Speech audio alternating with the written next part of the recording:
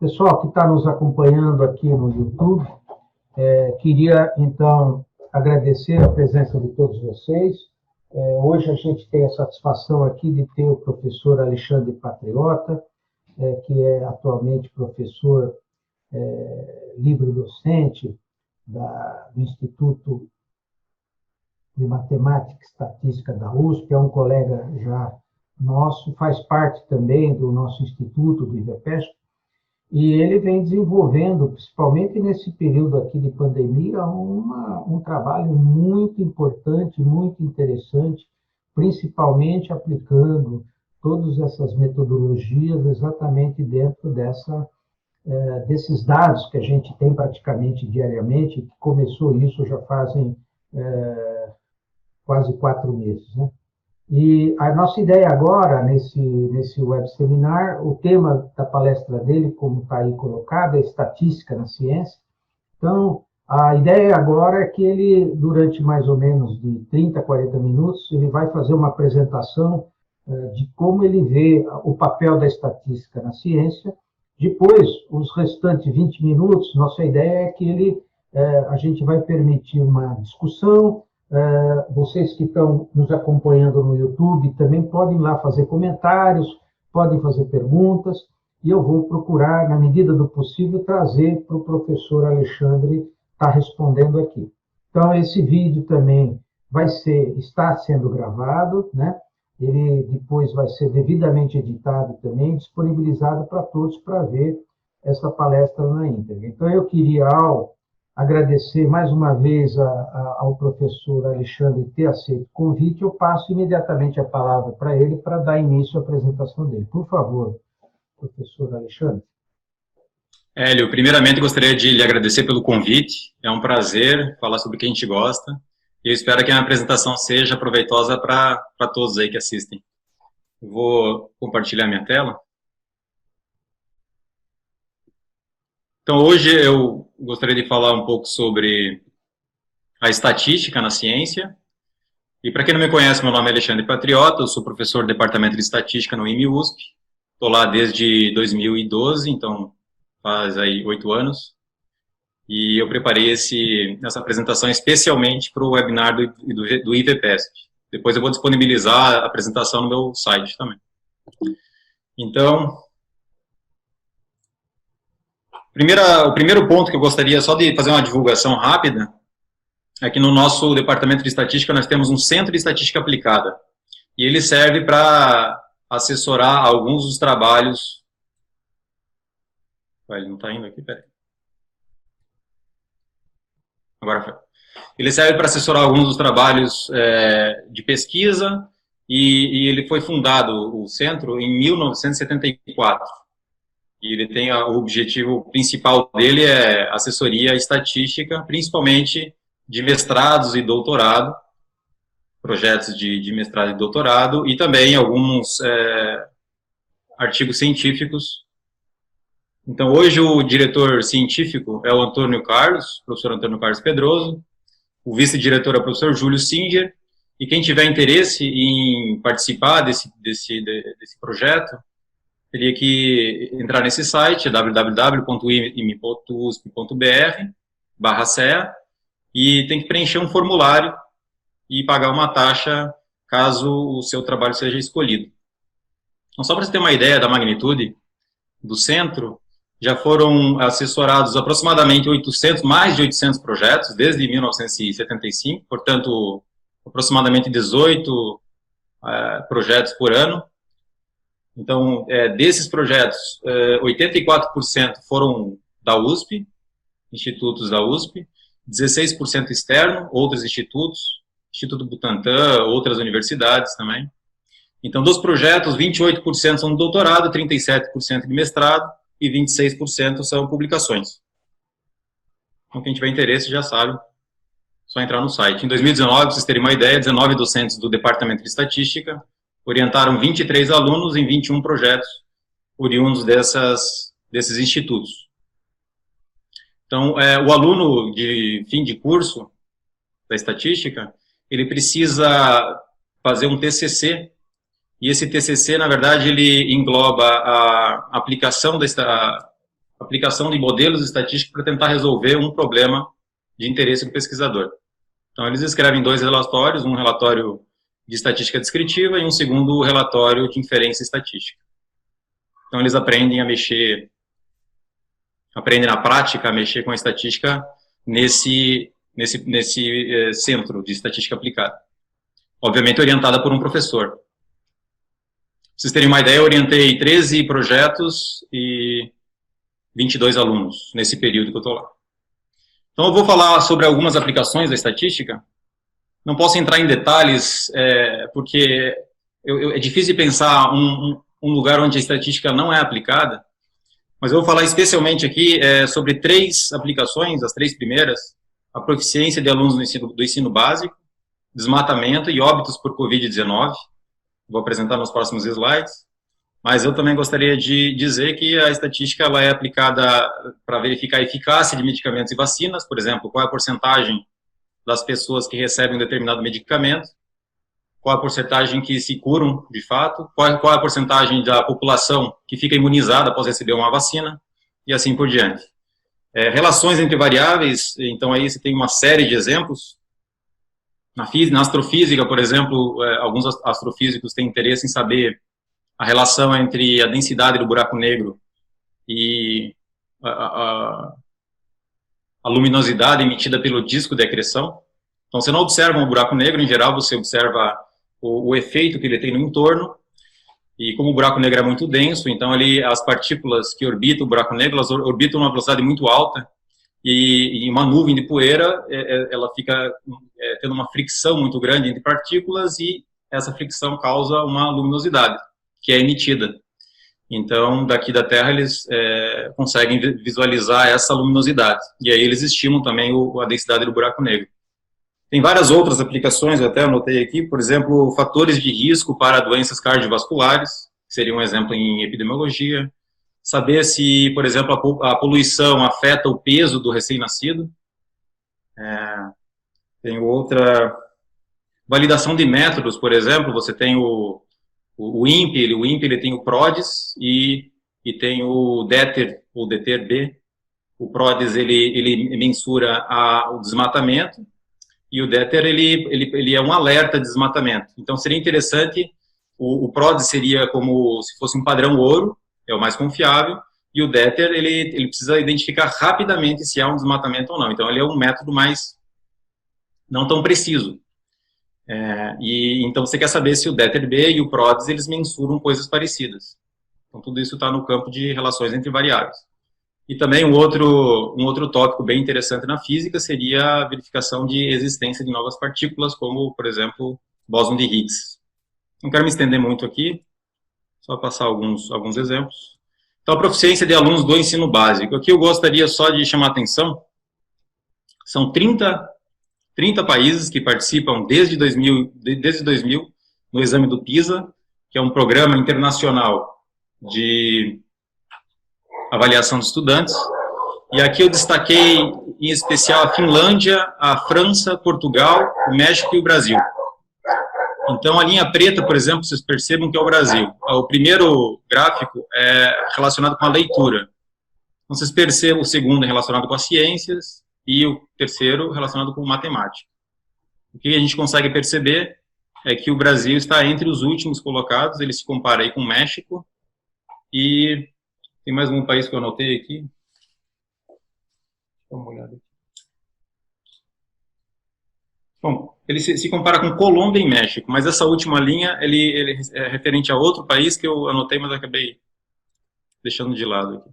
Então, esse aqui seria um outro gráfico, que agora olhando a distribuição de notas só para matemática e só para o exame PISA de 2018. Vocês notem que eu estou comparando agora os alunos do Brasil com os alunos dos países da OCDE, que são 37 países. Então, vocês notem que, não sei se vocês conseguem enxergar o meu mouse, então aqui seria a mediana das notas, aqui seria o primeiro quartil das notas, e aqui seria o terceiro quartil das notas. O terceiro quartil das notas do Brasil está praticamente abaixo do primeiro quartil das notas de outros países, certo? E isso é um indício de que o Brasil não está indo muito bem na matemática. Eu coloquei também uma linha aqui de 90%. Então, ó, 90% dos alunos estão abaixo dessa linha, certo? Dos alunos brasileiros. Então, para você ter uma ideia, os nossos melhores, eles estão próximo da mediana de outros países. Ó, que a linha preta, a linha central, é a mediana. Então, esses nossos alunos aqui são alunos que futuramente vão fazer uma graduação, são alunos do ensino médio, alunos de 16 anos, 15 anos, são alunos que vão fazer um mestrado e um doutorado, são os alunos que estão aqui nessa faixa, certo? E eles se encontram ali na mediana de outros países.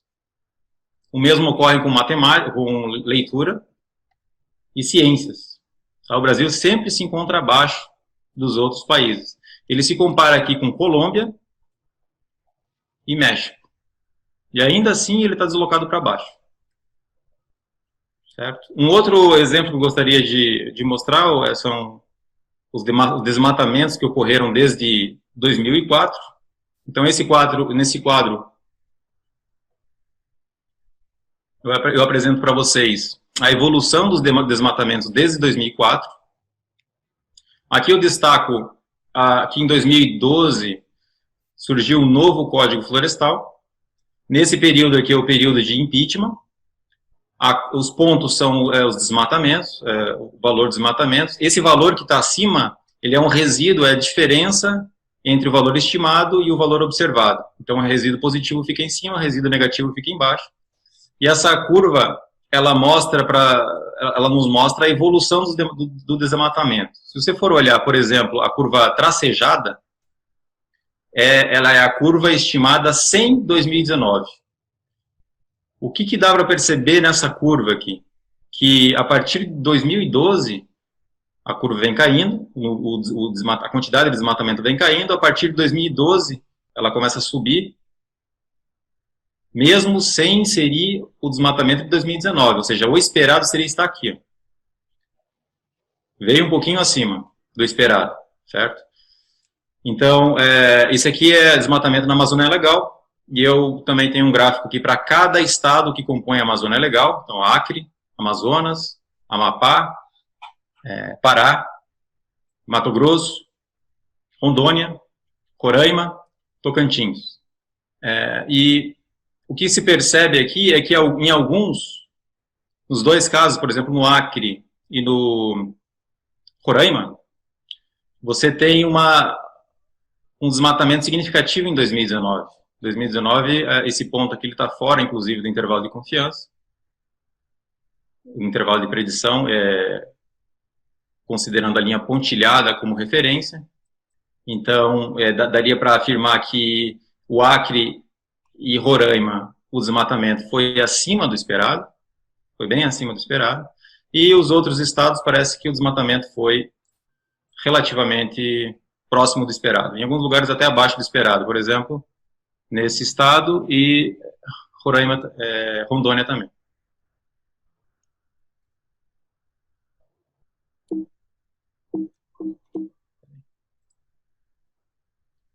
Óbitos por Covid seria uma outra aplicação. Nessa aplicação, nesse gráfico, eu mostro todos os boletins, os óbitos divulgados em todos os boletins desde o dia 29/3/2000. Então, cada curva dessa aqui, ela apresenta os óbitos por Covid segundo a data de ocorrência. Por exemplo, você tem esse gráfico, e o pico estaria mais ou menos aqui, pico de mortos. Se você olhar para o passado, você vai perceber que o pico de mortos para outra data, por exemplo, para essa curva, estaria aqui embaixo, antes de maio. Certo? Então, o pico, quando atualizou o boletim, o pico mudou. O que isso indica? Que com essa figura não dá para ver direito, mas eu vou mostrar um vídeo para vocês, vai ficar mais claro. Isso indica que o pico é variável se você olhar o número de óbitos por Covid segundo a data de ocorrência. Então tem que tomar muito cuidado quando você for analisar a estatística, porque alguns tem que entender muito bem o que significam os dados. Deixa eu ver se eu consigo mostrar o vídeo. Então aqui é a evolução dos óbitos segundo o boletim. vocês notem que ó, o pico ele vai evoluindo. Esse aqui seria, então, os dados do último relatório, e o pico, então, ele estaria ali quase em junho. Ele vai avançar esse pico ainda um pouquinho mais, porque esses dados vão ser atualizados no futuro. E o que nós aprendemos com esse gráfico? Esse gráfico ele nos ensina que os dados do passado, se você for olhar para os óbitos segundo a data de ocorrência, os dados do passado são variáveis, eles são atualizados. Esse pico aqui, provavelmente, ele vai vir um pouquinho mais para o lado, e olhando para essa curva, o que eu tiro daqui é que parece que está surgindo um segundo pico aqui.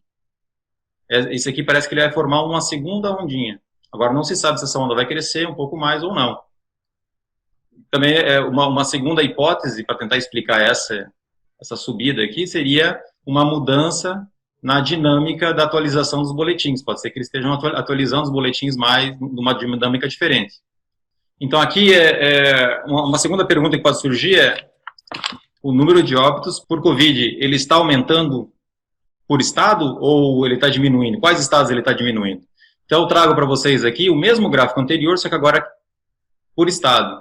E, em vez de colocar todos os boletins, os dados de todos os boletins, eu coloquei só dos últimos 5 boletins. 2017, do dia 17, 23, 30, do dia 6 e do dia 14 desse mês. Então, o que nós notamos aqui nesse gráfico? Que no sul, Paraná, Santa Catarina, Rio Grande do Sul, os óbitos parecem estar aumentando aqui, uma velocidade razoável até. E o que eu noto também é que o atraso da notificação parece ser menor no sul. Em São Paulo, parece que ainda está continuando num determinado platô. No estado do Ceará, por exemplo, ele decresceu e agora parece que está aumentando aqui. Não consigo enxergar direito, é o mês 6, junho. E assim por diante, para outros estados, parece que se acomodou um pouco. Mas no sul, a tendência parece ser de alta ainda.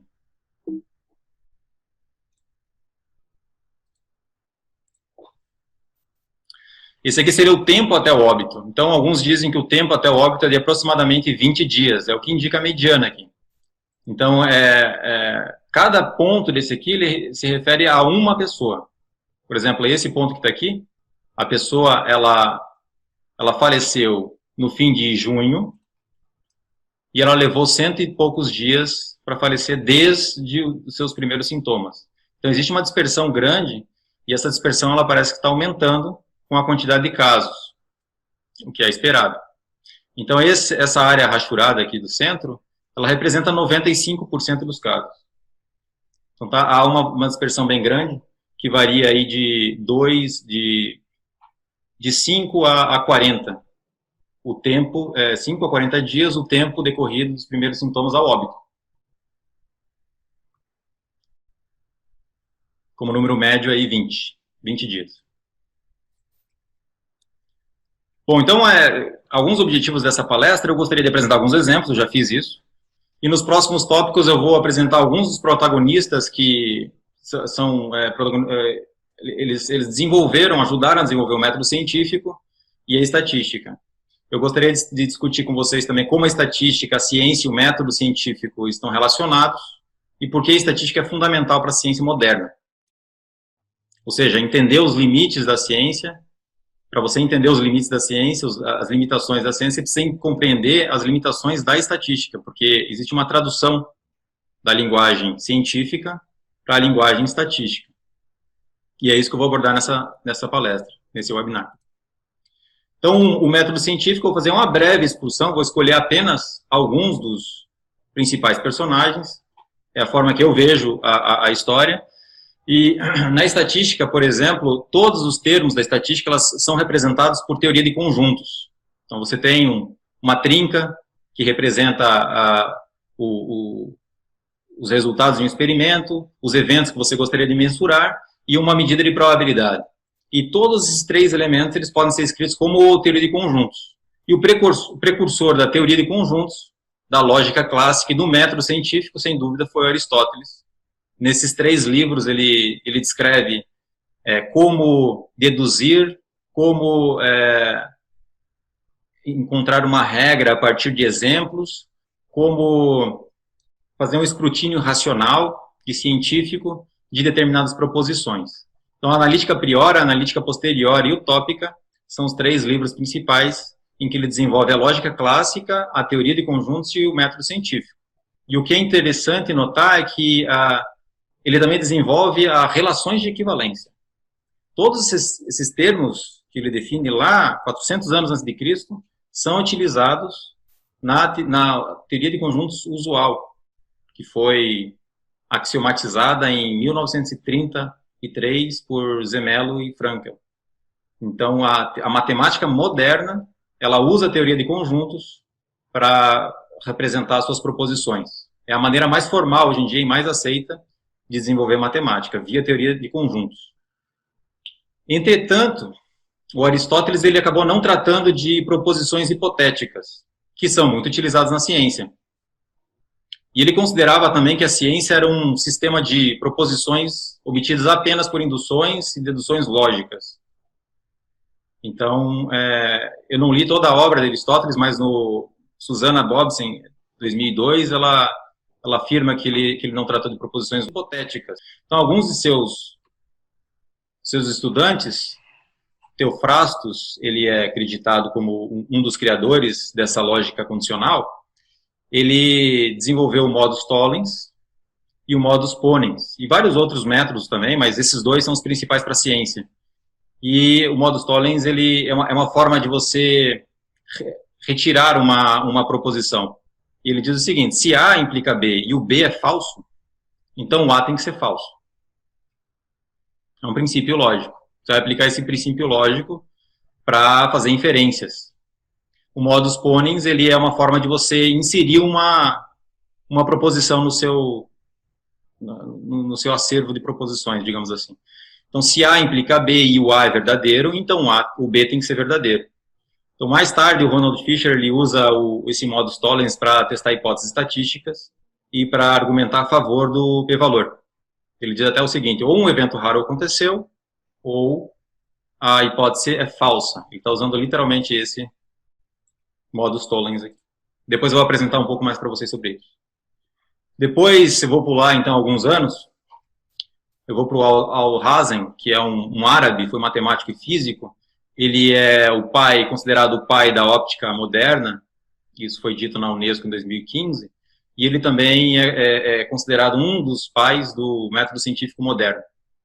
Nessa obra dele, que ele fala muito sobre óptica e como fazer experimentos, ele desenvolveu alguns estudos controlados para testar a hipótese e ele defendia a repetição de experimentos para verificação independente. E, claramente, ele influenciou o Roger Bacon. Mais tarde, o Roger Bacon, em 1220, ele escreveu, um pouco mais tarde, obviamente, escreveu o Opus Maius, e na parte 6 desse Opus Maius, ele fala sobre, depois de dissertar sobre a óptica e vários assuntos da óptica, ele fala sobre como fazer um experimento e fazer uma verificação independente. Então, lá ele fala sobre hipótese, experimento, verificação independente, e ele afirmou que os princípios devem ser testados experimentalmente antes de aceitá-los. E ele é acreditado, segundo Kupfer, em 1974, ele é acreditado como o pai do empirismo. E algumas vezes também como o pai do método científico. Eu vou ficar por aqui com os pensadores que ajudaram a desenvolver o método científico. Então, aqui eu coloco só em uma linha do tempo. Então, Aristóteles, ele propôs a lógica clássica, escrutínio racional, teoria de conjuntos, Theophrastus, a lógica condicional. Euclides eu não coloquei lá em cima, mas ele ajudou bastante na axiomatização. Você, a partir de um sistema axiomático, você consegue obter certas conclusões. E ele desenvolveu geometria, teoria de conjuntos e álgebra muito usada na estatística. O Al-Hazen, ele também desenvolveu testes controlados e medidas repetidas. E o Roger Bacon, ele escreveu o Opus Maius, parte 6, o capítulo 6, e ele fala lá sobre o método científico.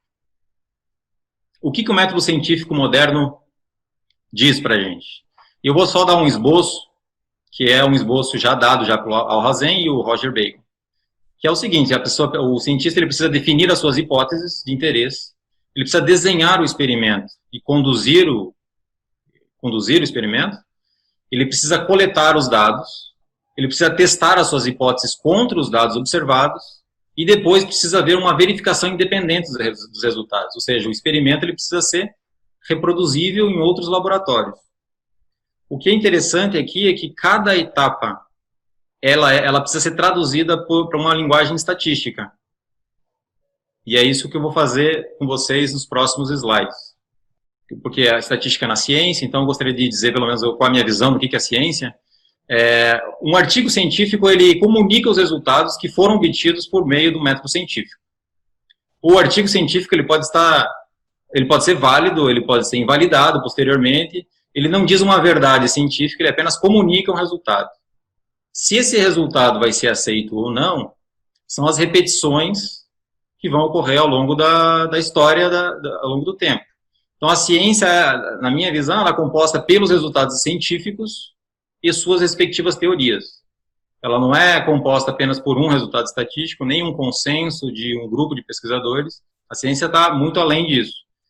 E o que é interessante notar é que ela se corrige ao longo do tempo, por meio dessas verificações independentes. E sempre é bom lembrar que, apesar de suas limitações, o método científico é o que temos de mais confiável na produção do conhecimento científico, ou do conhecimento em geral sobre as coisas.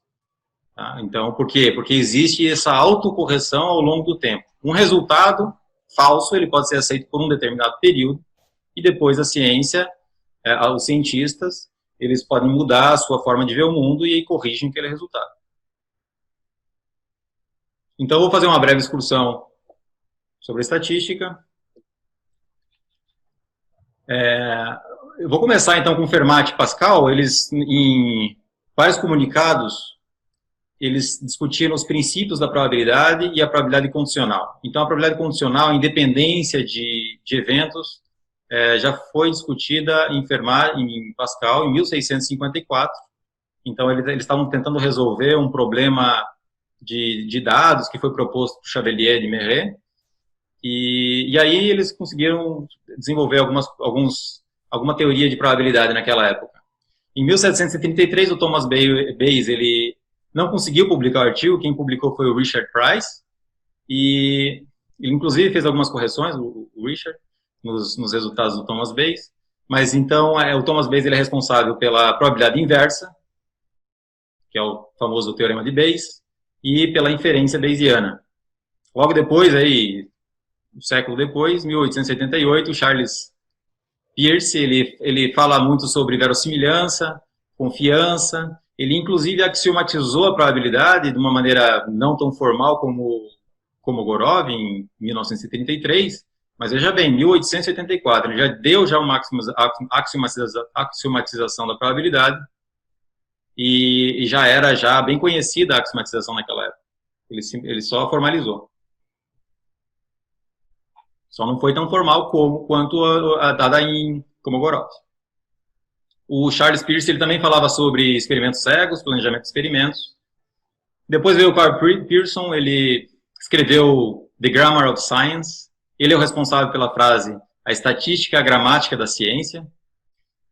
Desenvolveu o método de momentos. Ele também defendia que a probabilidade era uma probabilidade mais prática, mais aplicada, ou seja, seria uma probabilidade obtida por replicações de experimentos, então seria mais a favor do frequentismo.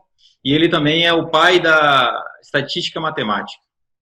Depois veio o Ronald Fisher, que também formalizou a estatística usando a matemática. Ele desenvolveu o método da máxima verossimilhança, e o interessante é que ele compara o método da máxima verossimilhança com o método de momentos. E ele diz que o método da máxima verossimilhança é melhor, claramente. Porque, enfim, e é verdade, porque se você tem informação da verossimilhança e maximiza a verossimilhança, tem mais informação do que o método de momentos, que seria apenas a igualdade do momento amostral com o momento populacional. Então, de alguma forma, o método da máxima verossimilhança, ele tem uma característica de otimalidade. O Ronald Fisher também falou sobre suficiência, teste de hipótese e o valor P. Uma curiosidade sobre o valor P, talvez seja a medida estatística mais utilizada e mais incompreendida da ciência, porque se for olhar agora do Google Scholar, lá tem aproximadamente 45 milhões de citações ao valor P, o p-value. E só no último ano, agora 2000, nesse ano, ele tem 47 mil, se eu não me engano, 47 mil citações. Ninguém cita o Ronald Fisher pelo p-valor. Então, se ele realmente recebesse uma citação, recebesse crédito para cada uso do valor P, ele seria provavelmente o pesquisador que tem mais citações, acredito eu. Virtualmente todo o artigo científico tem um valor P ali, alguns não têm, usam métodos bayesianos, mas a grande maioria usa sim o valor P como medida de evidência para testar uma hipótese. Agora vem a parte mais interessante, que é como o método científico e a estatística estão relacionados. Então, lá naquela lista do meu esboço sobre o método científico, tem a questão de a hipótese científica. Né? Como elaborar uma hipótese científica? O pesquisador precisa elaborar uma hipótese científica. E o estatístico, ele precisa olhar para a hipótese científica e traduzir para uma hipótese estatística. Então, por exemplo, o pesquisador ele quer testar se um medicamento não tem efeito, seria a hipótese nula dele.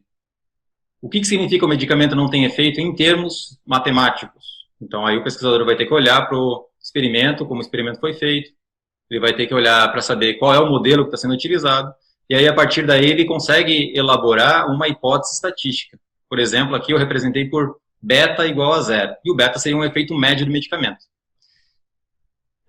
Qual é o problema disso aqui? Então, quando você estuda fundamentos de estatística, você começa a perceber que não há apenas uma forma de fazer essa tradução. Há várias formas de fazer essa tradução.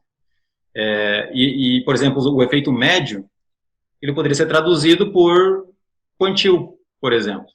O terceiro quartil. Poderia ser traduzido pelo nono decil, por exemplo. Em vez de testar o efeito médio, eu poderia testar se a distribuição toda está deslocada para cima em relação ao placebo, a distribuição das pessoas que tomaram o medicamento, ela está deslocada para cima, enquanto que as pessoas que tomaram o placebo estão deslocadas para baixo. Então, em vez de olhar para a média, que é um ponto de localização da distribuição, eu poderia olhar para a distribuição toda. Então, tem várias formas de fazer isso, e a tradução ela tem esse problema também, porque eu posso traduzir de maneiras diferentes. Os experimentos, eles são traduzidos para modelos estatísticos. Então, todas as quantidades mensuráveis de um experimento, claro que você não consegue traduzir tudo, mas tudo que é mensurável você consegue traduzir para modelos estatísticos. Então, quanto mais informação você trouxer do seu experimento para o modelo estatístico, mais poderoso, digamos assim, será o seu modelo estatístico para testar a sua hipótese e verificar as suas afirmações. Então, nesse caso aqui, o modelo estatístico sempre vai ser essa trinca, o modelo estatístico clássico, ele sempre é definido por essa trinca, o ômega, ele é o conjunto de possíveis resultados experimentais, o A, ele vai ser uma família, uma classe de eventos experimentais em que se tem interesse de medir, e o P é uma família de medidas de probabilidade que podem descrever os resultados experimentais. E aqui mais uma ressalva. O modelo nem sempre é adequado. Você pode fazer essa tradução de maneira equivocada, e aí os seus resultados eles vão ser inadequados. Esse é um motivo pelo qual é necessário fazer análise de resíduos, analisar a sensibilidade no modelo. Às vezes faz uma perturbação no modelo, pequena que seja, e essa perturbação muda completamente as conclusões. Isso significa que o seu modelo não é adequado. Então é interessante fazer, sim, é necessário fazer essa verificação. Consigo passar aqui. A coleta de dados. A coleta de dados é traduzida por tecnologia de amostragem. Então, você, olhando o seu experimento e o que você gostaria de testar, precisa escolher que tipo de amostragem você vai fazer. A amostragem ela serve para você evitar viés de confirmação e viés de seleção. E para que os seus dados tenham propriedades probabilísticas ótimas ou boas para você aplicar os métodos estatísticos. E caso você tenha uma amostra enviesada, o que pode acontecer é que não importa o tamanho da amostra, às vezes o tamanho da amostra potencializa o resultado equivocado. Muita gente acha que 90% da população, se eu amostrar 90% da população, é melhor do que eu amostrar 5% da população. Depende. Se os 5% forem obtidos por meio de amostragem aleatória simples e os 90% forem obtidos por meio de seleção enviesada, os resultados obtidos por meio da amostra enviesada serão piores, na grande maioria das vezes. Então, na estatística, nós temos alguns tipos de amostragem aleatória simples ou amostragem probabilística, amostragem por estratificação, amostragem por conglomerados, amostragem por conveniência e por cotas. Amostragem por conveniência e por cotas, em geral, não são usadas na ciência, então, porque isso pode gerar algum viés de seleção. Acredito que por cotas é mais utilizado em pesquisas eleitorais. E por conveniência, enfim, é utilizado em pesquisa de satisfação, esse tipo de coisa. Testar uma hipótese. Então, como que a hipótese H0 é testada? Em geral, o que se faz? Observam-se os dados do experimento, e aí se define uma estatística T, e essa estatística ela precisa refletir a discordância entre os dados e a hipótese nula. Quanto maior for essa estatística, maior é a discordância entre os dados e a hipótese nula. Então, dado que você tem essa estatística, esse método foi desenvolvido, sugerido por Cox em 1978, se eu não me engano. Então, uma vez que você tem essa estatística, você consegue calcular o valor P. E o valor P, ele é nada mais, nada menos do que a probabilidade de um evento extremo ocorrer, considerando o caso mais favorável a H0. Veja que interessante. Não é uma probabilidade condicional. Muita gente define o valor P como sendo a probabilidade de um evento extremo ocorrer dado a hipótese nula. Na estatística clássica, a hipótese nula ela é uma afirmação sobre medidas de probabilidade. E medidas de probabilidade não são mensuráveis na nossa sigma-álgebra, e, portanto, o condicional não estaria bem aplicado. Então, o que se tem de verdade é a probabilidade do extremo ocorrer, que isso aqui é a probabilidade de um evento extremo ocorrer, é a probabilidade de você, em outro experimento, observar algo tão extremo quanto o que você observou nesse experimento. Então, esse cara aqui, ele é calculado para os dados que você tem, e esse aqui são valores potenciais de outros experimentos. É bem difícil explicar o que é p-valor. E essa medida de probabilidade aqui, ela é a medida de probabilidade mais favorável a H0.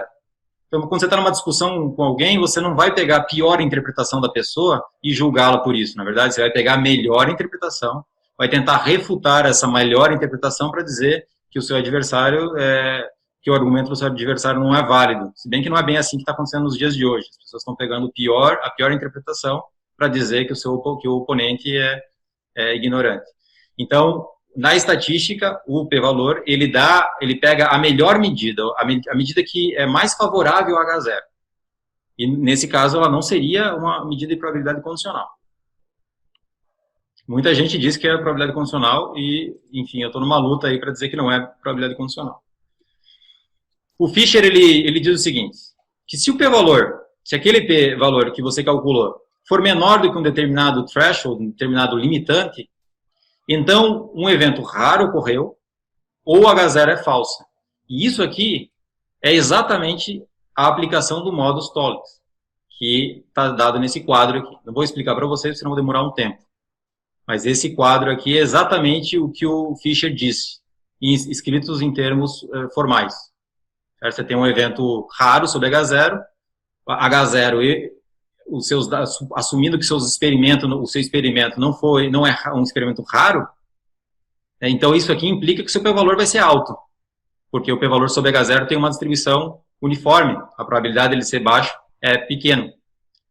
Tá? Junto com a conclusão de que o p-valor é menor do que alfa, eu só posso concluir que uma dessas duas coisas aqui é falsa.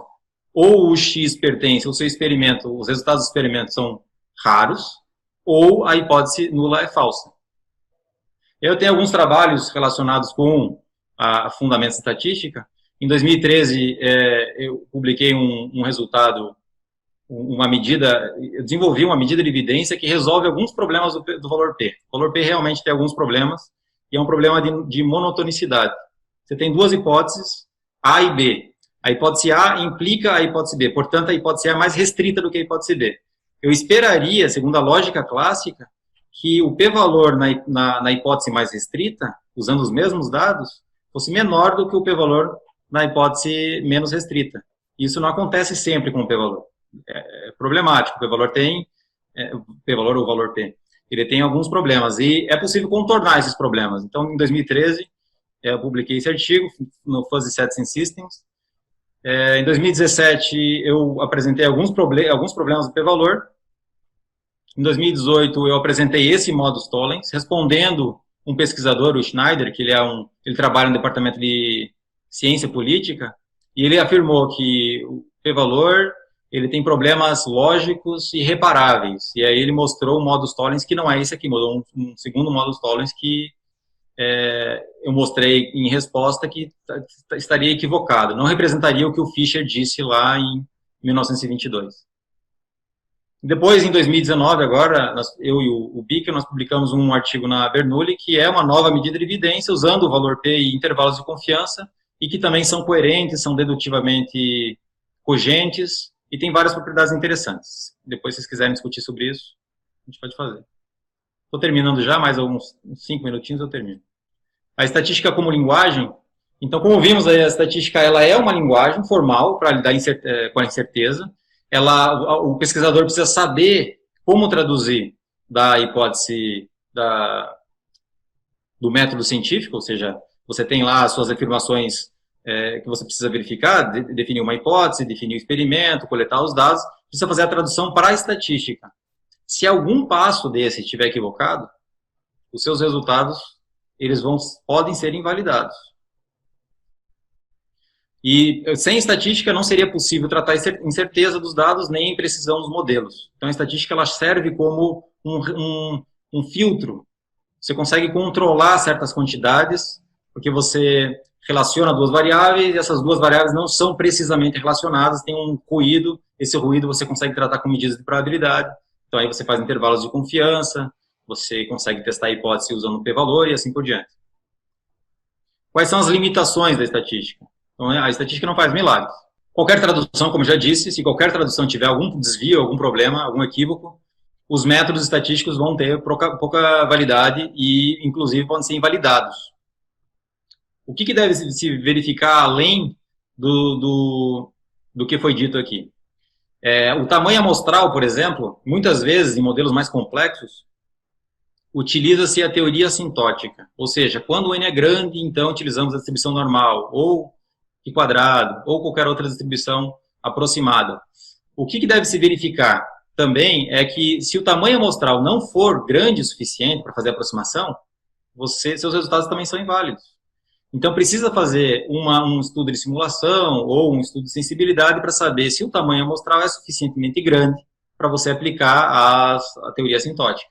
Então, o seu p-valor, seu valor p, a sua conclusão, ela depende de uma série de verificações que muitas vezes os artigos científicos não fazem. E esse é um dos problemas da ciência moderna. É uma gana para publicar o artigo, submeter o artigo o mais rápido possível. E a questão é que uma tradução pode ser que tenha um problema de tradução entre o método científico e a estatística, e também um problema de verificação do modelo. Então, todos os artigos, idealmente, deveriam disponibilizar os dados, disponibilizar o código, o algoritmo, e para que haja a verificação por terceiros. Um outro ponto interessante é a informação redundante nas variáveis. Quando você faz uma regressão, já vi vários artigos assim, eles querem relacionar duas ou mais variáveis, e aí a variável explicativa, por exemplo, pode ser aumento na violência, por exemplo. Não que eu seja contra a favor isso que eu vou dizer agora, certo? Mas é só um exemplo.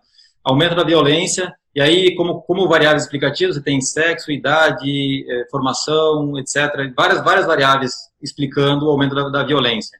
E essas variáveis que estão explicando o aumento da variância, elas podem ter uma redundância entre si. Significa que elas são correlacionadas de algum jeito. E essa correlação, ela aumenta a variância dos estimadores. E isso pode acontecer de uma variável, ela pode ser significativa para explicar a violência, mas ela vai ser considerada não significativa por causa da redundância de informação. Então tem que tomar muito cuidado com isso também. Há vários problemas mais intrínsecos e mais intrínsecos mesmo da estatística, que eu não vou abordar aqui, mas é sempre interessante procurar um estatístico para saber se aquele seu modelo, se aquela sua conclusão, se a sua amostragem não tem nenhum problema que possa ser detectado rapidamente. Então, por isso que é bom fazer uma consultoria a um estatístico ou ao CE, um centro de estatística. E algumas palavras finais, a estatística, hoje em dia, ela está sendo utilizada tanto para compreender os fatos, você pode tentar compreender os fatos usando a estatística, e ela também pode ser usada para corroborar uma ideologia. E como que duas pessoas, usando os mesmos dados, conseguem conclusões diferentes. O que acontece é que uma pessoa, um grupo usa um índice, o outro grupo usa outro índice. Por que isso acontece? Porque os problemas, em geral, eles são multifatoriais. Ou seja, são vários fatores que influenciam uma determinada variável. E aí você pode simplesmente esquecer que tem outros fatores e olhar só para alguns fatores. Então, esse é o problema da estatística. Como que você descreve o fenômeno olhando por várias perspectivas diferentes e que você tentar não vender uma verdade absoluta sobre aquela conclusão. E eu acho que a estatística ela pode ser usada também para desmascarar ou para identificar, às vezes nem sempre a manipulação ela é intencional, mas a estatística ela pode ser usada também para desmascarar ou para iluminar onde está o problema. Então, sem estatística não dá para fazer isso, mas com a estatística dá para fazer. Hoje em dia, por exemplo, já tem o tal do deepfake, que você pega um vídeo, pega o rosto de uma pessoa e coloca na outra pessoa. Então, isso vai ser um problema no futuro. Quem é que vai conseguir identificar isso? São outros robozinhos, outros métodos estatísticos que vão detectar falhas no vídeo, pequenas minúcias que uma pessoa comum não consegue, mas o computador consegue. E com certeza serão métodos estatísticos que vão fazer isso. Então, eu gostaria de agradecer a todos pela paciência e essa é a minha apresentação. Caso alguém tenha alguma pergunta, por favor, sinta-se à vontade. Bom, realmente a tua apresentação bem abrangente, eu acho que ela realmente cobriu muito daquilo que se pretendia falar nessa sua apresentação. Então, Renato Sabatini, ele pergunta o seguinte: existe muito questionamento sobre a possibilidade de estudos de replicação e disponibilização dos dados brutos pelo pesquisador para checagem por outros. O que você acha? Alguns pesquisadores, acho que a grande maioria dos pesquisadores, eles têm alguma questão de talvez um conflito de interesse com os dados, eles são de propriedade de alguma instituição, alguma coisa nesse gênero, que eles não conseguem disponibilizar esses dados. Esse é um dos problemas. Mas eu acho que para se fazer uma ciência que seja confiável a longo prazo, e que acho que até reduziria retrabalhos de refazer um experimento, muitas vezes, se o pesquisador disponibilizar os dados e o algoritmo, alguns probleminhas poderiam ser detectados, e em vez de escrever um novo artigo, poderia até escrever um artigo, mas em vez de refazer o experimento todo, seria muito bom um escrutínio do algoritmo e dos dados em si, porque às vezes tem algum probleminha aqui, outro ali. Inclusive, vocês sabem que um artigo no The Lancet foi despublicado por problema nos dados. Então, eles conseguiram identificar o problema nos dados por meio de tabelas de frequência. Tinha um problema de homogeneização das estatísticas. Então, vários países estavam com o mesmo tipo de dispersão. E esse era um dos problemas, porque você não espera isso, né? Cada país tem uma característica diferente. Isso pode ser ocasionado por um tipo de imputação nos dados. Imputação é quando você não tem os dados e você completa o banco de dados usando alguma técnica estatística. Isso é muito utilizado em várias áreas. E essa imputação, ela gera uma dependência interna nos dados. E essa dependência interna nos dados causa uma certa homogeneização. Você usa os mesmos dados para estimar pontos que não foram observados. Entendi. Está ouvindo agora? Sim, agora sim. Tá. Mas ainda assim está cortando. Está cortando, eu sei lá o que está vendo. Bom, o que eu queria também que você colocasse um pouco é a questão, como que, no caso, a gente sempre fala do método científico, né, de Galileu e de toda essa coisa aí. Como é que você fez um histórico, né? Como que o Galileu entra em toda essa história aí? O que eu acredito, assim, é que os principais, Galileu ele foi responsável também pelo método Científico. científico, exato, mas eu peguei só os anteriores ali, os que eu achei que tinha mais relação com a estatística. Eu não conheço o trabalho do Galileu, eu não vou conseguir conectar o Galileu agora com a estatística em si, certo? Mas, assim, eu acho que o pensador base da ciência e da razão foi Aristóteles, né? Acho que, sem dúvida alguma, Aristóteles ele foi o precursor dos métodos de escrutínio. Ele diz várias fórmulas de como chegar numa conclusão, ele diz quais são as conclusões inválidas, quais são as válidas, e interessante o jeito que ele escreve, porque o jeito que a pessoa escreve denuncia como os seus colegas e os seus adversários pensam, né? É interessante ver como ele escreve no Analítica Priora e no Analítica Posteriora. Agora, o Galileu, na estatística, eu não sei exatamente qual seria a contribuição dele. Eu garanto que tenha muita contribuição, inclusive, com métodos científicos, com certeza. Então, assim, o que eu também queria colocar para você é o seguinte: você falou muito sobre a aplicação da estatística, né, em vários ramos. Como é que você vê a questão agora de toda essa confusão de informações que tem referente à questão do Covid-19? Porque tem muita coisa. Como é que você consegue visualizar a compatibilização de tanta informação, né? Certo. Isso aí, em geral, acontece porque você tem conflito de informações, né? Então, você tem uma área em que pouca coisa se sabe e você tem uma explosão de artigos. Eu dei uma olhada, por exemplo, no Google Scholar, você tem aproximadamente 310 artigos por dia e ninguém é capaz de ler esses 310 artigos por dia. Então, cada artigo, muitas vezes, não traz uma informação consonante com a informação de outro artigo. Às vezes é conflituosa. E o que eu percebo, assim, é que uma vez que você politizou o assunto, fica difícil de despolitizar. Só o tempo pode fazer isso. Então, como eu tento olhar quais são os artigos, o que as pessoas estão falando, quem está falando isso. E, por exemplo, você percebe que os cientistas, eles dizem que a tal da hidroxicloroquina não faz efeito, mas os clínicos dizem que ela faz efeito. Então, você tem um embate entre profissionais, né? E o que a gente, ao longo do tempo que a gente vai saber, né?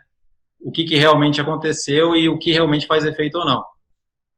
Então, hoje em dia, eu acho que vai ser muito difícil a gente saber o que faz efeito, o que não faz efeito, quais são os caminhos a traçar. A gente tem que se basear no básico, que é o quê?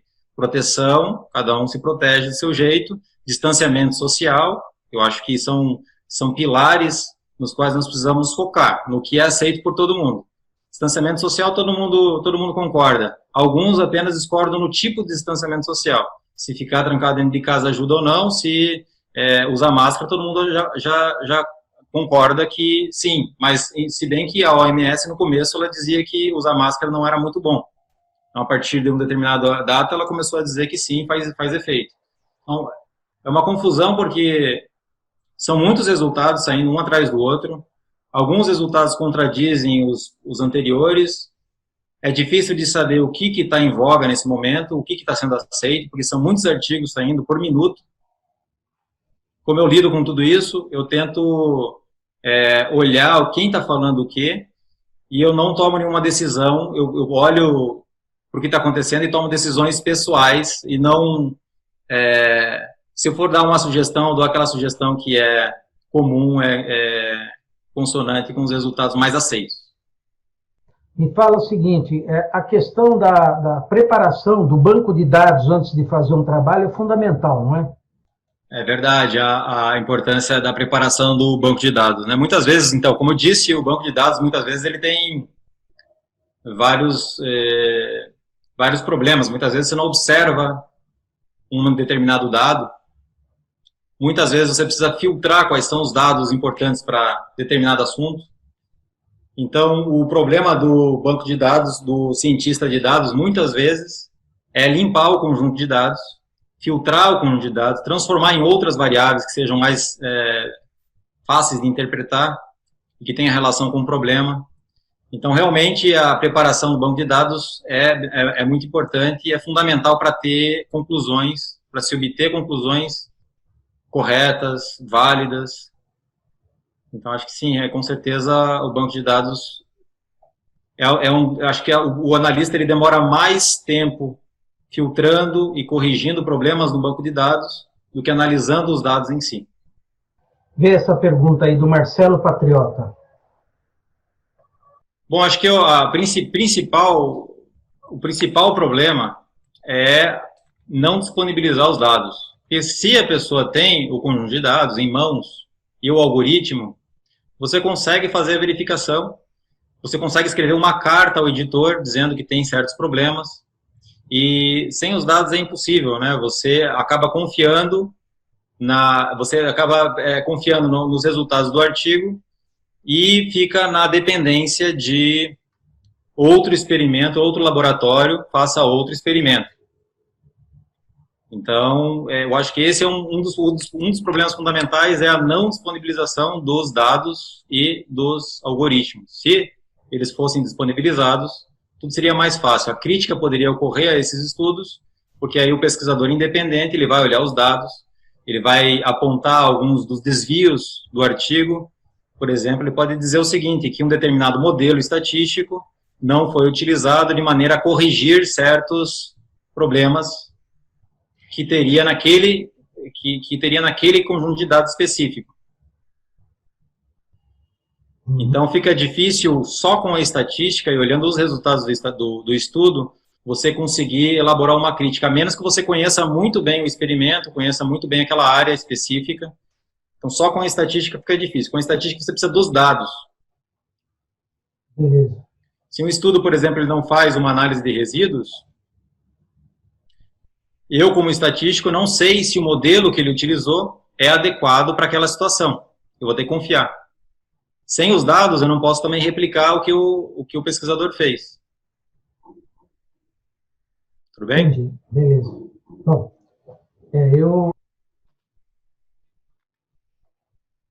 Tenta você, então, Alexandre, por esse problema... Bom, então acho que o tempo de perguntas se acabou. Eu gostaria de agradecer ao Hélio pela participação, pelo convite. Gostaria de agradecer a todos que acompanharam pela participação e pelas perguntas que elaboraram também. Muito obrigado a todos e quem sabe aí numa próxima eu fale sobre um outro assunto. Muito obrigado, viu, Hélio? Falou, obrigado. Até mais.